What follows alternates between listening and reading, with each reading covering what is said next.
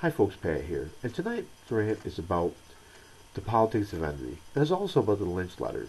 Now, if you've never heard about the Lynch letters, I strongly suggest you pause this thing and back to your web browser and type in the Lynch letters and read through what it says. The Lynch letters, as you go back with Lynch letter, actually goes back to a British slave owner named Willie Lynch, who was addressing a group of slave owners from the colony of Virginia. Virginia was a colony at the time, and telling them how to control their slaves. And what he proposed, he said, his words were that if they would use these methods of his, that they would keep these people slaves for 300 years. And in some places, I think it talks about 1,000 years, that it would keep perpetuating slavery.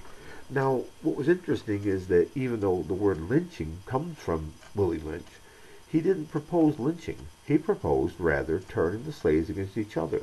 And by doing so, by dividing them up into groups, in other words, have the young versus the old, and the women versus the men, and the lighter-skinned blacks versus the darker-skinned blacks, and and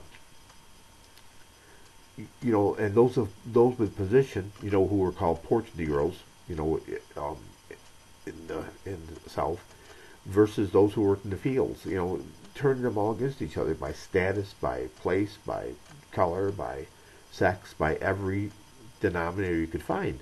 Now, I watched where I first learned about the Lynch movie, the Lynch letter, was I watched a great movie called Animal that basically talked about an African American family where the sins of the father were passed down to the son.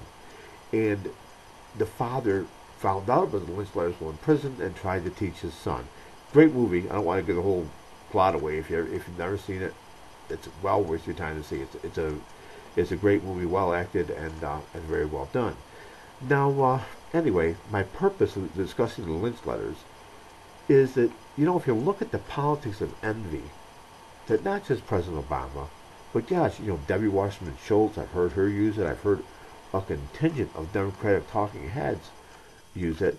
About pitting middle class against the upper class or the 1%. That's what the occupiers are all about. All about, being against the 1%, the haves versus the have-nots. And it kind of reminded me of these Lynch letters, the dividing people up into a group and using envy as a weapon. And really, that's what it is. It's the same thing.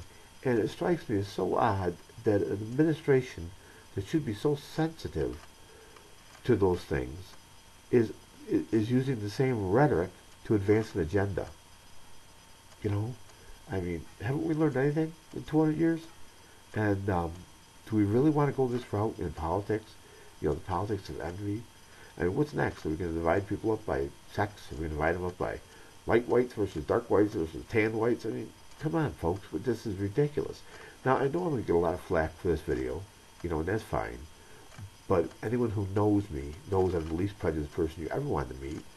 And I'm not speaking against blacks at all. I'm just saying that let's look at this politics of division and politics of envy in light of what we did to slaves.